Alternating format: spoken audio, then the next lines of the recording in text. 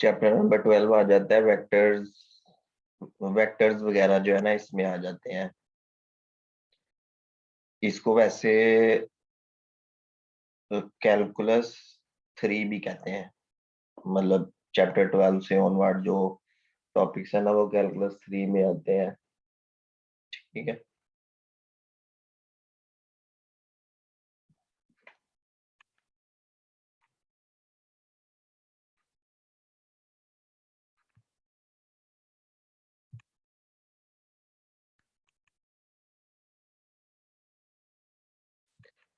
ये distance formula है, ये मैंने कल के लेक्चर में भी बताया था, निशान लगाए थे।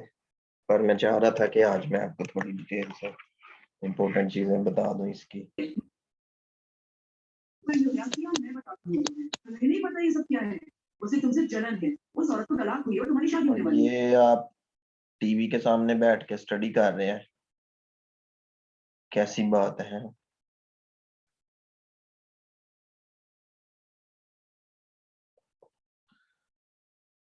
अच्छा,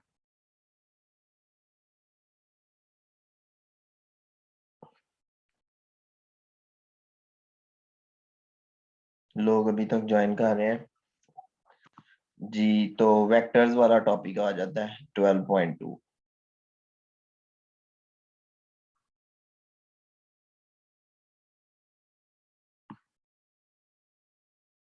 ये जो ए भी हमारे पास सेगमेंट है, पॉइंट ए से पॉइंट बी तक। जैसे ये पॉइंट पी से पॉइंट क्यू तक, तो ये एक वेक्टर होगा। ठीक है, ये वेक्टर है। उसके बाद वेक्टर की कुछ चीजें आ जाती हैं, जैसे अगर दो कंपोनेंट्स हैं तो ये 2 डायमेंशनल वेक्टर है। अगर 3 कंपोनेंट्स हैं तो ये 3 डायमेंशनल वेक्टर है। वेक्टर की लेंथ आ जाती है, सही है, जिसको हम मैग्नीट्यूड या लेंथ या नॉर्म भी कहते हैं। फंक्शनल एनालिसिस में आप लोगों ने पढ़ा। तो ये लेंथ का फार्मूला है तीनों कंपोनेंट्स का स्केयर करके और स्केयर रूट। असल में ये सारा काम आप कर रहे हैं यूजुअल यूजुअल नॉर्म में। ठीक है, मतलब आर क्यूब या आर स्केयर की यूजुअल नॉर्म में आप ये सारा काम कर रहे हैं, सही है। तो ये एडिशन और स्केलर मल्टीप्लिकेशन है। अभी तक कोई इंपॉर्टेंट चीज नहीं मेरे सामने आ रही, इंपॉर्टेंट टॉपिक जो इससे रिलेटेड हो। आई जे के, ये जो यूनिट वेक्टर इसलिए कहा जाता है क्योंकि इसकी लेंथ 1 होती है। मतलब अगर आप आई की लेंथ कैलकुलेट करें, या नॉर्म इसको कह सकते हैं, तो वो फर्स्ट कंपोनेंट का स्क्वायर प्लस सेकंड कंपोनेंट का स्क्वायर प्लस थर्ड कंपोनेंट का स्क्वायर और स्क्वायर रूट हो जाएगा, और बाद में आंसर 1 आ जाएगा। इसलिए इनको यूनिट वेक्टर्स कहा जाता है। उसके अलावा अगर यूनिट वेक्टर आपने निकालना हो किसी वेक्टर की डायरेक्शन में, मतलब कि ये आपके पास कोई वेक्टर भी है, तो इसकी डायरेक्शन में आपको ये एक यूनिट वेक्टर चाहिए जिसकी लेंथ यहां से लेके यहां तक जो है ना 1 हो। तो वो वेक्टर, जो ये वेक्टर आपको नजर आ रहा है ना, इस वेक्टर का फार्मूला होगा v over v norm. Norm की जगह आप मॉड भी लगा सकते हैं, ठीक है। ये तो ये यूनिट वेक्टर होगा वेक्टर v की डायरेक्शन में। ठीक है, अगर u की डायरेक्शन में यूनिट वेक्टर चाहिए तो आप u ओवर u मॉड करेंगे, या नॉर्म भी कह सकते हैं यहाँ पे, ठीक है। तो ये P1 P2 दो पॉइंट्स हैं। पहले इन दो पॉइंट से हम एक वेक्टर बना लेंगे। ये वेक्टर बन गया। अब इस वेक्टर की डायरेक्शन में यूनिट वेक्टर क्या होगा, इस वेक्टर को इसकी मैग्नीट्यूड से डिवाइड कर देंगे ये। तो ये आपके पास एक यूनिट वेक्टर आ जाएगा। यूनिट वेक्टर क्यों? क्योंकि इसकी लेंथ 1 है।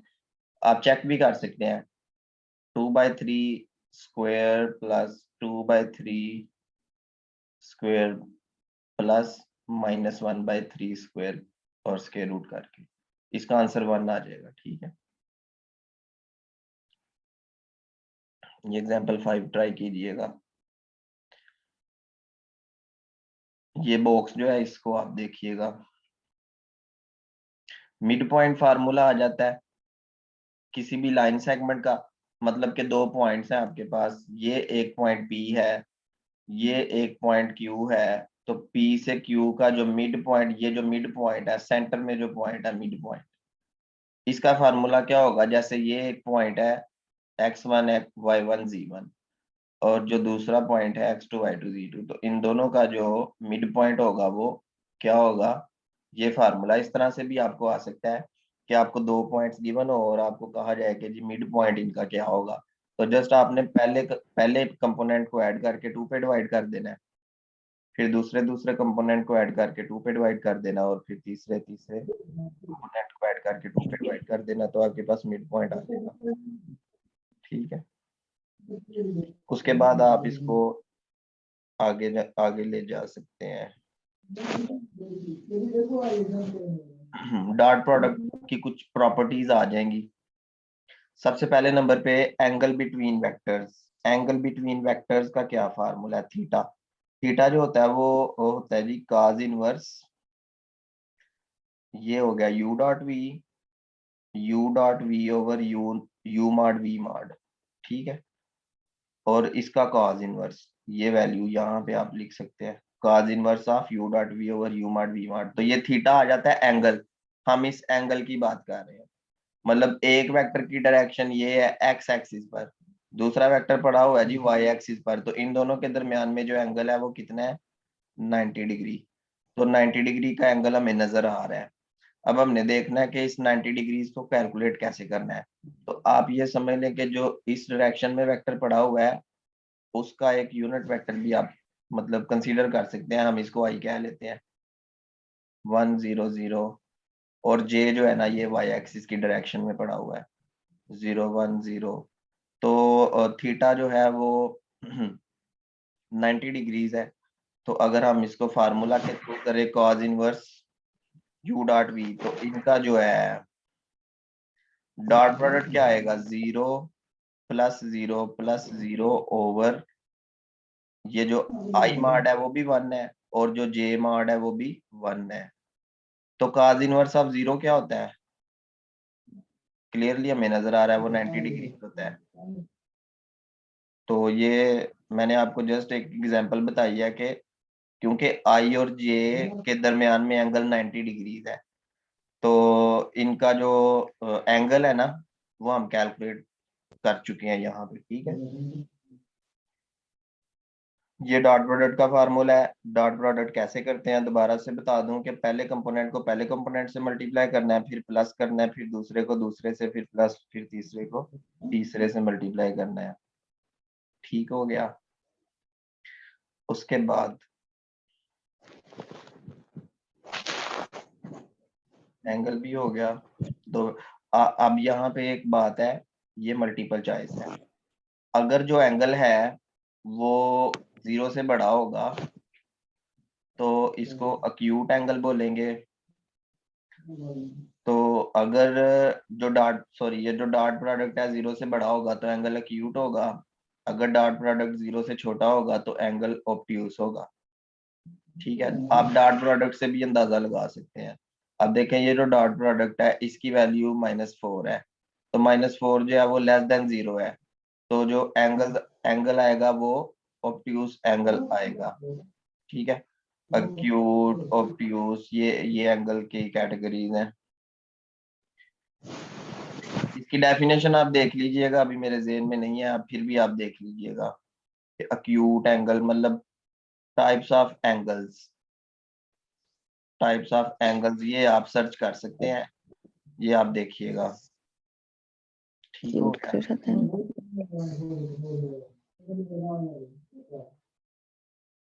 उसके बाद ऑर्थोगोनल वेक्टर्स क्या होते हैं?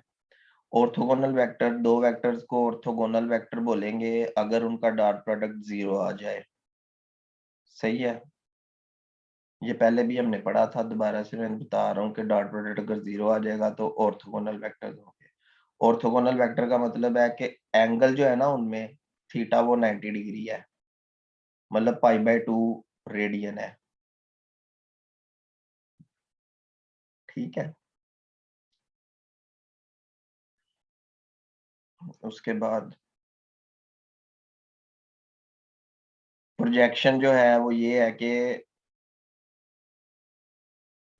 ये जो क्या नाम है,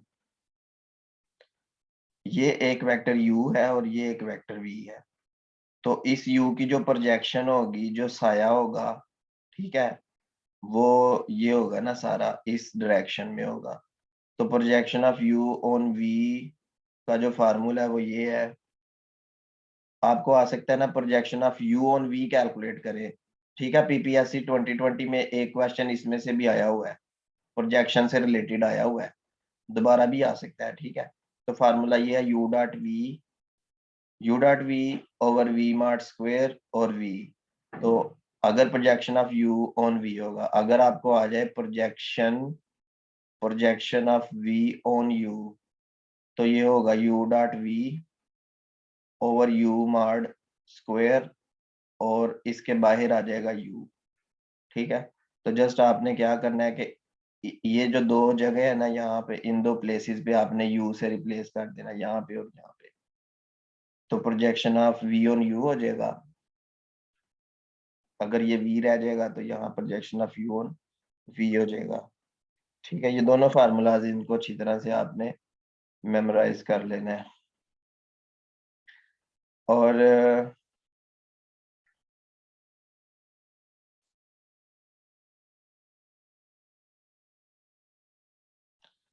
scalar component of u in the direction of v। तो स्केलर ये भी आ सकता है कि स्केलर कंपोनेंट, एक वेक्टर का स्केलर कंपोनेंट कैलकुलेट करें v की डायरेक्शन में। तो उसका फार्मूला है u.v ओवर v मॉड। ये स्केलर कंपोनेंट है और ये प्रोजेक्शन है। ठीक है, ये एग्जांपल ट्राई कीजिएगा। इसके बाद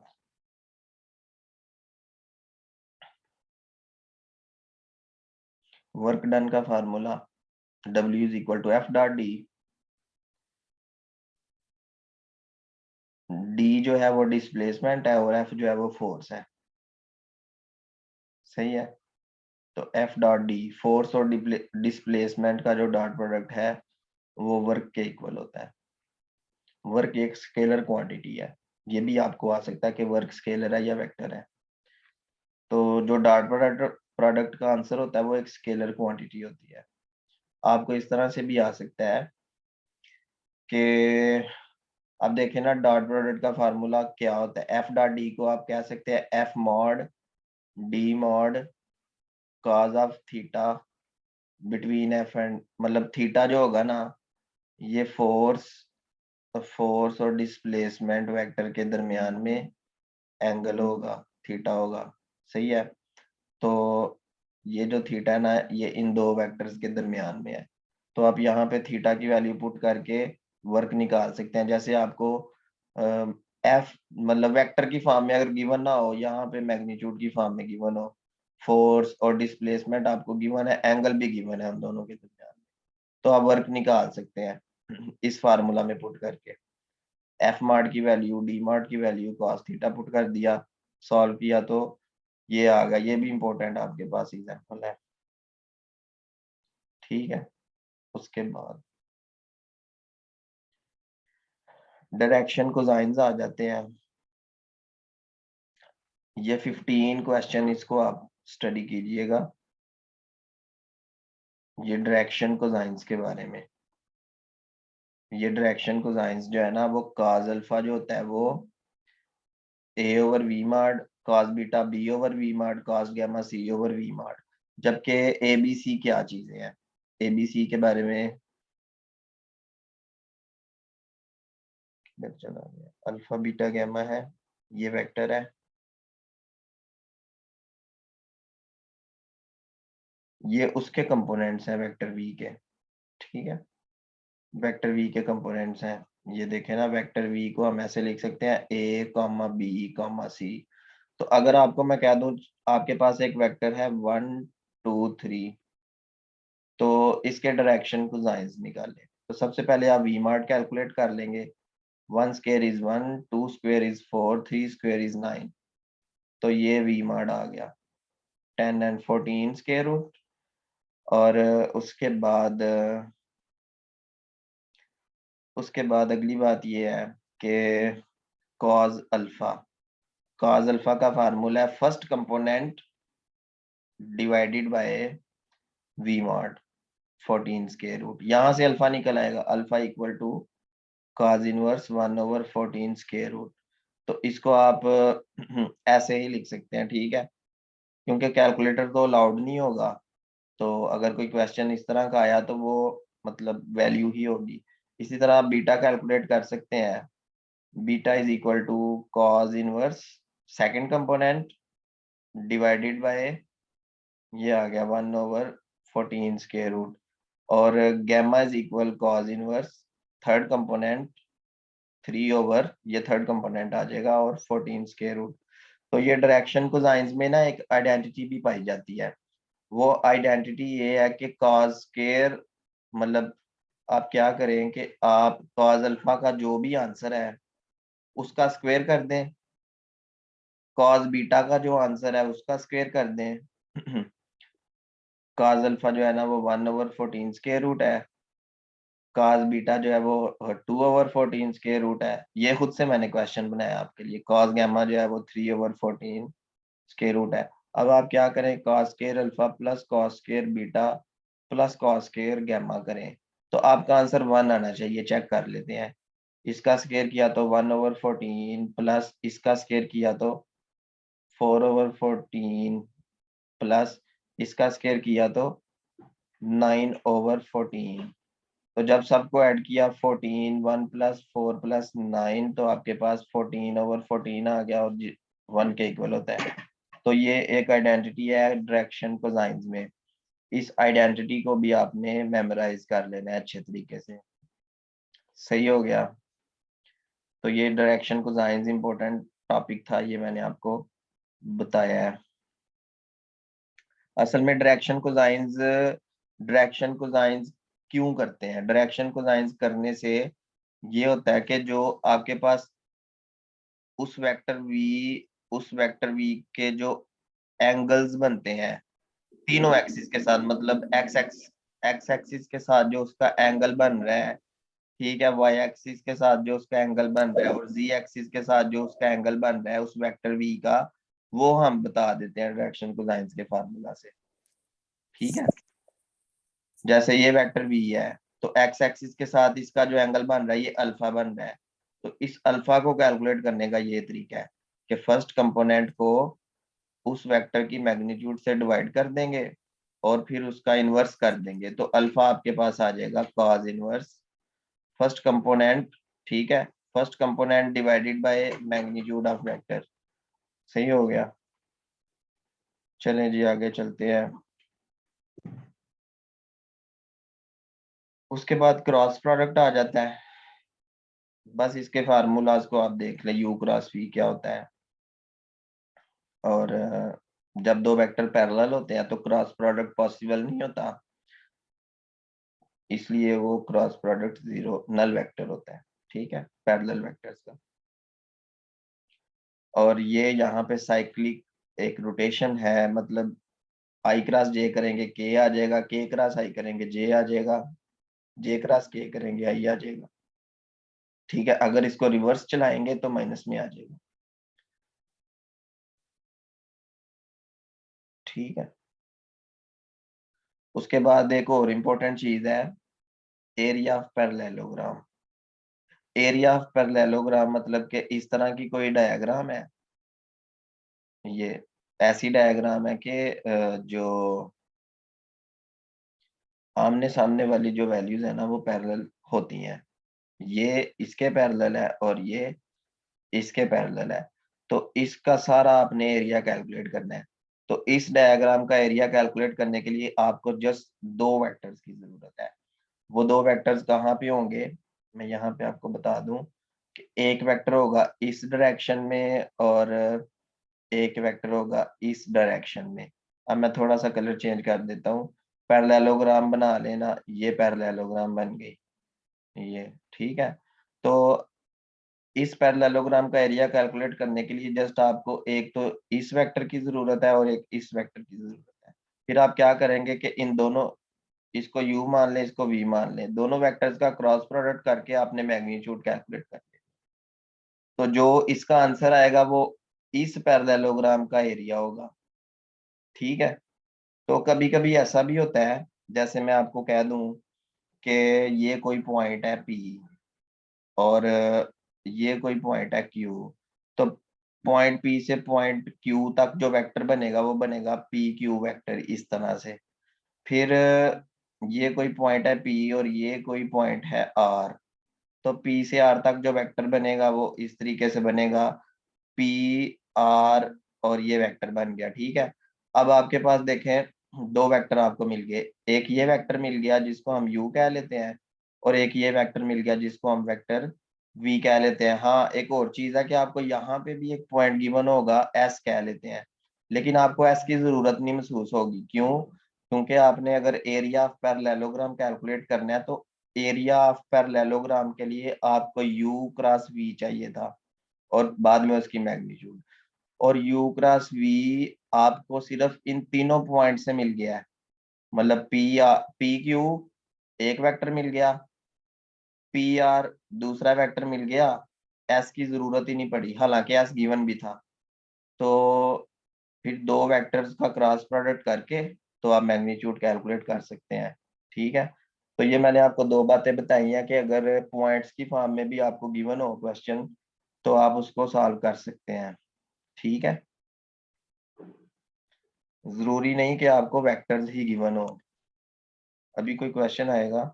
अच्छा, क्रॉस प्रोडक्ट का तो सबको पता होगा, ये डिटर्मिनेंट की फॉर्म में भी आ जाता है। u पहले हो तो u के कंपोनेंट्स, v बाद में हो तो v के कंपोनेंट्स, और क्योंकि क्रॉस प्रोडक्ट जो होता है वो एक वेक्टर होता है, क्रॉस प्रोडक्ट का आंसर भी वेक्टर आता है, तो आई जे के जो है ना हमारे पास ऊपर आ जाएंगे। इस मैग्नीट्यूड की ये जो डिटर्मिनेंट है इसकी फर्स्ट रो जो आ जाएगी। अब देखें, ये u है और ये v है, तो इस u और इस v को यूज करके आप एरिया ऑफ पैरेललोग्राम भी कैलकुलेट कर सकते हैं। जैसे देखें u क्रॉस v उसने कैलकुलेट किया, ये आपके पास आंसर आ गया। अब इस आंसर की मैग्नीट्यूड निकाल लें, u क्रॉस v मॉड कर ले, तो वो क्या आ जाएगा, -2 स्क्वायर हो जाएगा 4, फिर उसके बाद 6 का स्क्वायर क्या, -6 का स्क्वायर क्या हो जाएगा 36, और फिर 10 का स्क्वायर क्या हो जाएगा 100, और इसका जो स्क्वायर रूट का जो भी आंसर आएगा वो एरिया ऑफ पैरेललोग्राम होगा, ठीक है। और आपने एक चीज याद रखनी है, आपके पास एक वेक्टर u है, एक वेक्टर v है, मतलब कि u यहाँ पे है इस डायरेक्शन में है और v यहाँ पे है इस डायरेक्शन में है। जब आप u क्रॉस v करते हैं ना तो u क्रॉस v एक ऐसा खास वेक्टर होता है जो इस वेक्टर से और इस वेक्टर से 90 डिग्रीज के एंगल पे बड़ा होता है। आप मान लें कि ये हमारे पास एक टेबल है, ठीक है, ये टेबल की सरफेस है, सतह जो होती है ना ऊपर, तो इस टेबल के ऊपर एक पेंसिल पड़ी हुई है जो इस डायरेक्शन में है, एक पेंसिल पड़ी हुई है इस डायरेक्शन में है, ठीक है। अब जो दोनों पेंसिल्स हैं या पेन आप मान लें, ये दोनों पेन जो है वो टेबल के पैरेलल है, ठीक है। इसको इमेजिन करने की कोशिश करें कि जो ये टेबल की सरफेस है, इस सरफेस के ऊपर ये वाला पेन भी पड़ा हुआ है और ये वाला पेन भी पड़ा हुआ है। तो एक पेन होगा जो इस टेबल के ऊपर हवा में बिल्कुल सीधा इस तरह से होगा, वो जो होगा ना वो इन दोनों का आप क्रॉस प्रोडक्ट मान सकते हैं।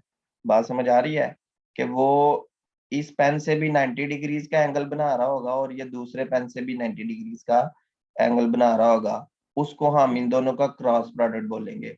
मतलब ये अगर वेक्टर u है, ये वेक्टर v है, तो जो 90 डिग्रीज के एंगल पे वेक्टर होगा वो u क्रॉस v होगा, ठीक है।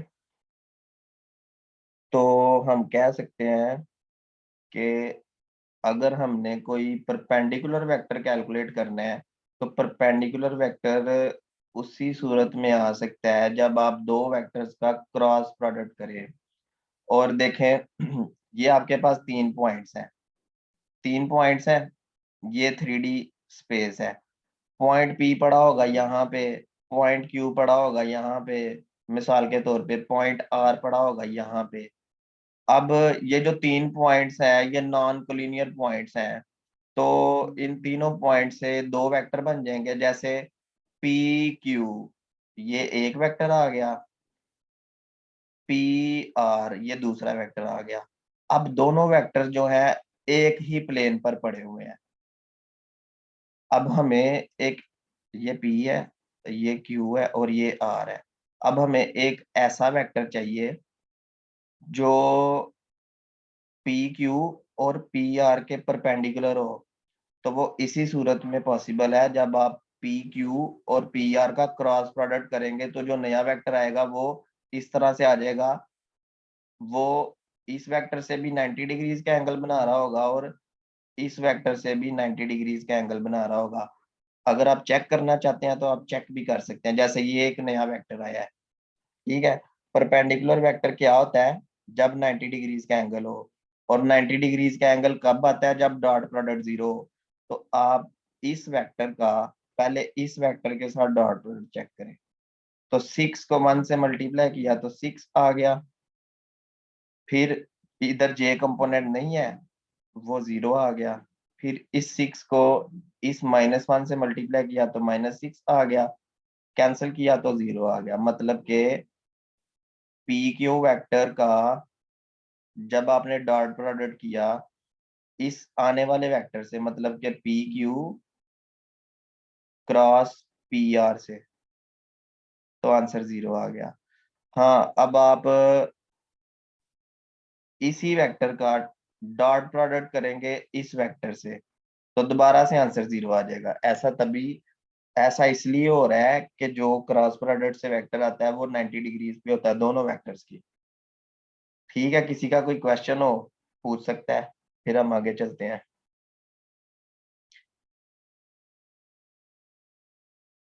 जी कोई क्वेश्चन?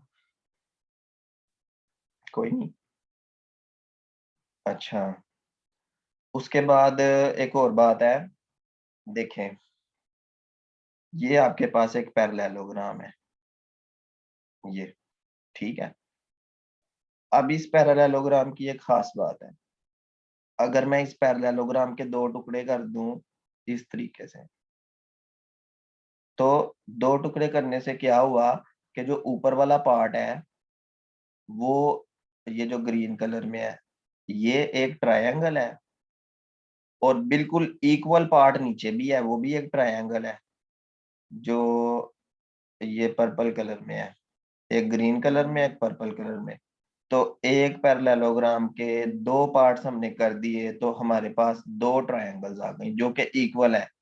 तो अगर हम कह दें कि हम एरिया कैलकुलेट करना चाहते हैं किसी ट्रायंगल का, और किसकी हेल्प से, with the help of vectors, तो क्या करेंगे कि आप जो एरिया ऑफ पैरेललोग्राम है उसके 2 पार्ट्स कर देंगे, 2 पे डिवाइड कर देंगे। तो कहने का ये मकसद है कि आपको एरिया ऑफ ट्रायंगल के लिए भी 2 वेक्टर्स की जरूरत है। अगर आपको ये वाला वेक्टर गिवन हो और एक ये वाला वेक्टर गिवन हो, तो आप क्या करेंगे कि आप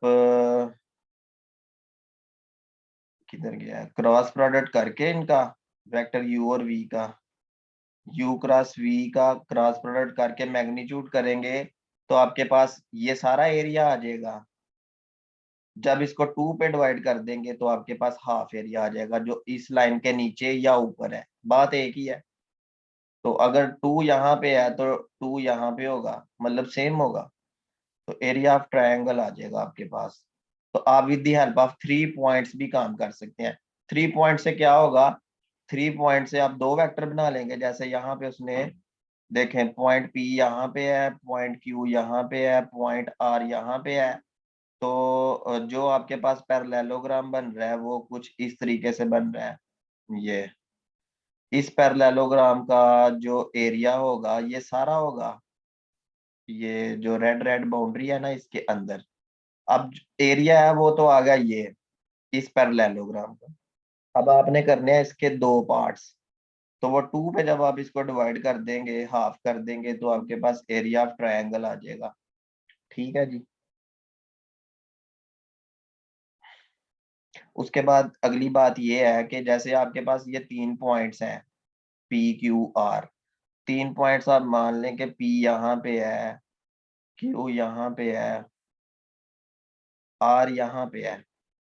परपेंडिकुलर वेक्टर कैसे आता है? जब आप पी क्यू और पी आर, मतलब P Q cross P R करते हैं, तो आपके पास ये वेक्टर आ जाता है, ये वाला। ये जो वेक्टर आया है इस वेक्टर का नाम है P Q cross P R. अब आपको इस डायरेक्शन में एक यूनिट वेक्टर चाहिए, तो आप क्या करेंगे, इस वेक्टर को, मतलब आपको ये वाला एक छोटा सा वेक्टर चाहिए जिसकी लेंथ 1 हो, ये वाला।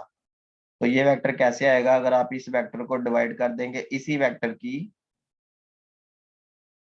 मैग्नीट्यूड से, तो आपके पास एक यूनिट वेक्टर आ जाएगा। तो ये उसने कैलकुलेट किया हुआ यहाँ पे। ठीक है, समझाने का ये मकसद था कि आपको थोड़ा ग्राफिकली विजुअलाइज हो जाए। ठीक है, उसके बाद नेक्स्ट, टॉर्क फिजिक्स वाले पढ़ते हैं, आपको फार्मूला आना चाहिए। तो बस इसका फार्मूला मैं आपको बता दूं कि टॉर्क का फार्मूला क्या है। आर क्रॉस एफ, ठीक है, पोजीशन वेक्टर और फोर्स, पोजीशन वेक्टर और फोर्स का क्रॉस प्रोडक्ट होता है। सही है, आगे चलते हैं। स्केलर ट्रिपल प्रोडक्ट या बॉक्स प्रोडक्ट, आपको कम से कम स्केलर ट्रिपल प्रोडक्ट का फार्मूला आना चाहिए। वो आपके पास ये होता है यू क्रॉस वी, मतलब तीन वेक्टर है, पहले दो का क्रॉस तीसरे के साथ डॉट और मैग्नीट्यूड। ठीक है, और जब आप मैग्नीट्यूड करते हैं ना, तो आपके पास आ जाता है जी वॉल्यूम आ जाता है। किसका वॉल्यूम आता है? पैरेलल पिप्ड का वॉल्यूम आता है। ये जो डायग्राम है ना, यहाँ पे मैं इसको थोड़ा सा कलर भर देता हूँ। ये यहाँ से इस तरीके से है, फिर ये बिल्कुल सीधी चली गई। लूडो का दाना देखा हुआ है ना आपने, डाइस। आप समझ ले कि डाइस अगर 3D में पड़ा हुआ है ना, उसकी 6 साइड है। फर्स्ट ये, सेकंड इसके बिल्कुल पीछे, थर्ड ऊपर, फोर्थ नीचे। ठीक है, और एक ये वाली साइड फिफ्थ, और एक बिल्कुल इसके पीछे वाली साइड सिक्स। तो 6 साइड होती हैं। तो 6 साइड वाली जो डायग्राम है, अगर सारी साइड्स इक्वल होंगे तो वो क्यूब बन जाएगा। अगर सारी साइड्स इक्वल नहीं है तो वो पैरेलल पिप्ड बन जाएगा। पैरेलल पिप्ड का जो आपको वॉल्यूम है वो किस तरीके से मिल सकता है? इसके लिए आपको तीन वेक्टर्स की जरूरत होगी।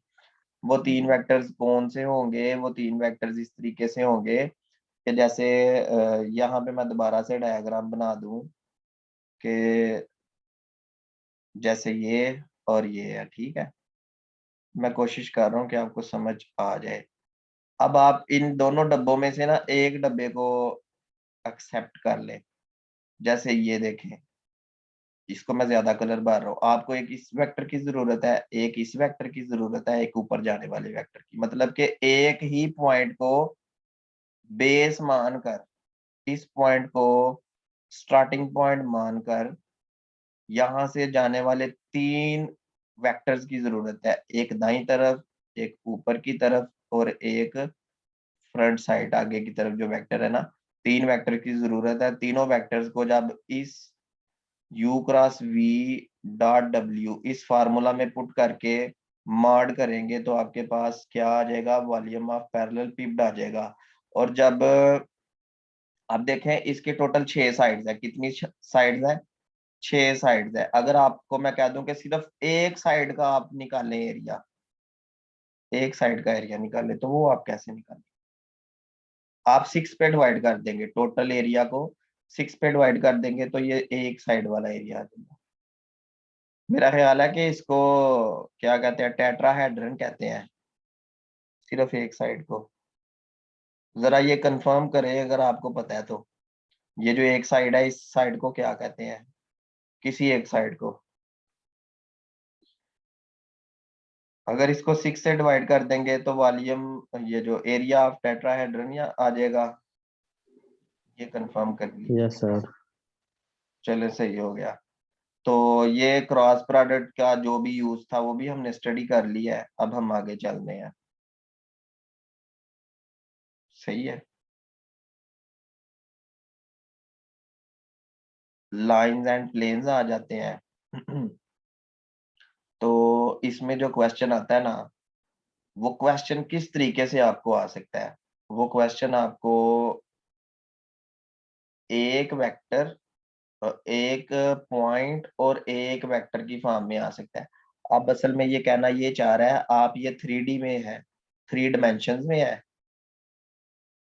आपके पास एक पॉइंट है, ये एक पॉइंट है, कह रहा है कि इस पॉइंट में से ना, इस पॉइंट में से एक लाइन गुजर रही है, ये गुजर गई लाइन इस पॉइंट में से, और जो लाइन गुजरी है ना, आप देखें इस पॉइंट में से तो अनकाउंटेबल लाइन गुजर सकती हैं। जैसे देखें, ये भी लाइन इसी पॉइंट में से गुजर रही है, ये लाइन भी इसी पॉइंट में से गुजर रही है, ये लाइन भी इसी पॉइंट में से गुजर रही है, ये लाइन भी।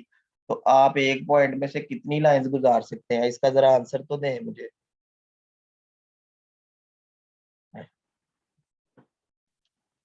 अच्छा, मैं आपको लिंक सेंड करता अनलिमिटेड हूँ, सर जी। लिंक सेंड करता हूँ, फिर डिस्कस करते हैं, ठीक है।